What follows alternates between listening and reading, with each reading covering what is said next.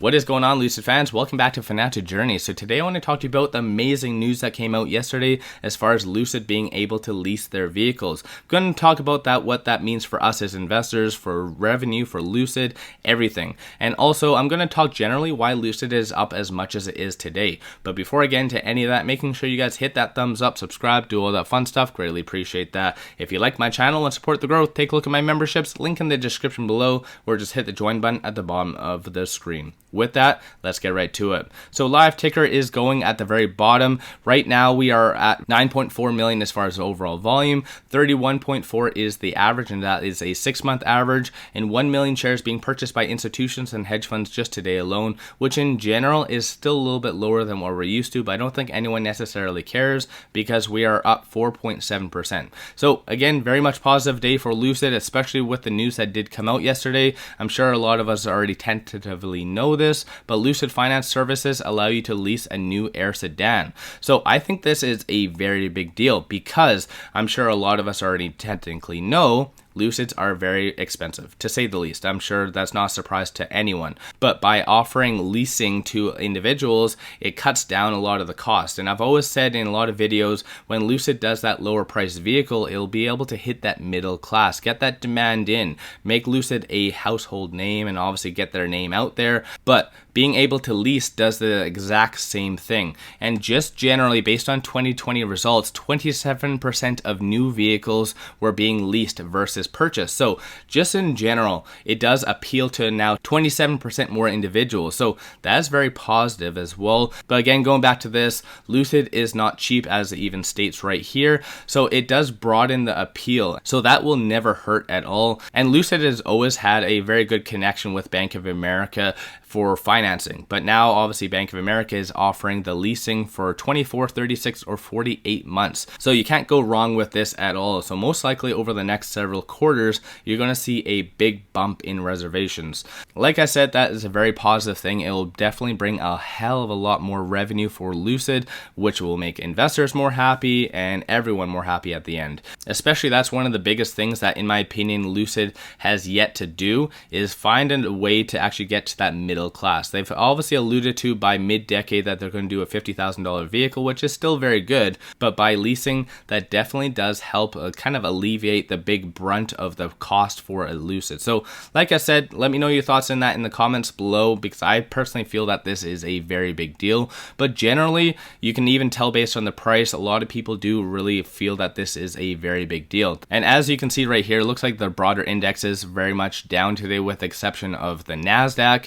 But there's a lot of positive things, and we've been battling at that $20 mark. You can see on the intraday chart today, that $20 mark, we did break out of it briefly to $20.10, but still, that is a very pivotal point. I'm going to do a lot more technical analysis at the end, but we are very much green despite the upcoming CPI data. So in case you guys do not know, CPI data is coming out on the 10th, on Friday, so that is something for us to watch for. And generally speaking, previously at least, when we've led up into the CPI data, we've gone down. There's been a lot more fear in the market, but today, especially overall, even last week, it does appear that there's a little bit more calming in the market, that we found a bottom that's not really justifiable for us to go down as much as we are, because there's now institutions saying, regardless of even if oil does go to $150 a barrel, that most growth stocks are going to hit their 2022 highs and that they're going to go back to those.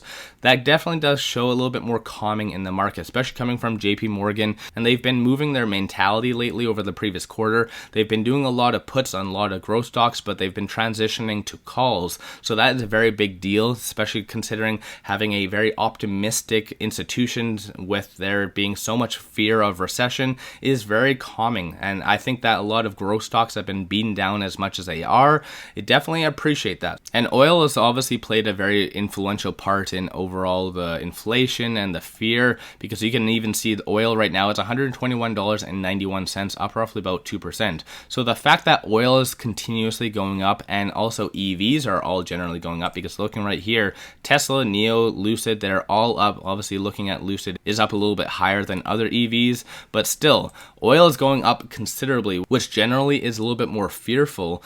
But when it comes down to, like I said, a lot of these institutions now switching their mentalities, saying that even if oil goes to $150 a barrel, yes, there's going to be a lot of inflation, commodities are going to be going up, but the demand for EVs is definitely going to be there. So like I said, that is a very positive thing in my opinion. Although technically other growth stocks are just going to continue to get slammed, EVs seem to be in that little exempt zone for at least right now. So I see that as a very strong positive. And like I said as well, generally Lucid is going up because of those kind of factors and also their technicals. So looking on their technicals, there is that starting to have that deviation. So black line above the red showing a nice bullish trend starting to form. And looking at momentum, number of buyers is starting to pick back up again. Looking at RSI is fairly flat, but looking on the actual chart, we are flirting and battling with that 50-day moving average. So that's something as well for us to watch for. And 50-day moving average is at $19.86. If we do hypothetically close above that,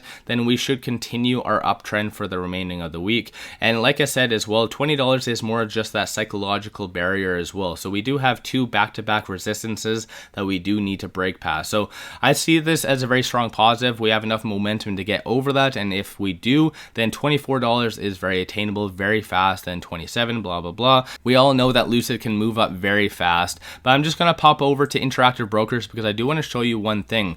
Like I said, even though the broader market and Lucid's gone down so much, look at the overall sentiment. Sentiment is very much positive on Lucid, so that is a good thing. I always am a strong believer in that. You need a lot of the investors to think of the underlying asset in a positive light. So with this being positive, I like that. And while I'm on Interactive Brokers, just want to show you one additional thing. When I do technical analysis, I look at a lot of the moving averages and such, but if you are a big fan of the Elliott wave, it does here project that Lucid is going to go to, I'm just going to pop this over here. So it does project $25.40 to $27.40 in the short term. So again, it kind of matches with the momentum exactly that is Lucid is showing and the strength is showing in the market. So like I said, take that how you see that. I'm not a financial advisor, so do your own due diligence at the end of the day. If you are looking for a lot of good content such as this, or even if you just like social sentiment, or even want to know what analyst ratings are, the latest analyst ratings on Lucid,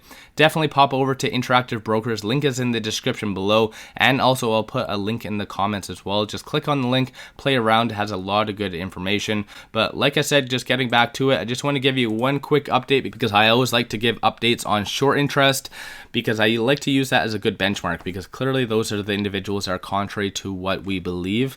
Right now they are fairly flat. So I see that as they don't necessarily know exactly where to go. It's not really worthwhile for them to short at these levels because especially the momentum on Lucid is very scary for a short because Lucid has and does what it wants. If it wants to go up against the market, it will. Looking right now, 23.22 is a short interest. Cost to borrow is starting to go up a little bit, but it's been kind of maintaining at 15.71%. Short score is 85.24. So that is comprised of ultimately utilization, short interest, and cost to borrow. So short score does show as far as the likelihood of a short squeeze happening. So if you're one of those big fans of a short squeeze, this might be the play for you. But with all that, if you haven't already hit that thumbs up, subscribe, do all that fun stuff, greatly appreciate that. If you do like my channel and support the growth, take a look at my memberships, link in the description below, or just hit the join button at the bottom of the screen. With that said, I appreciate you guys watching, and let's all make a lot of money on Lucid.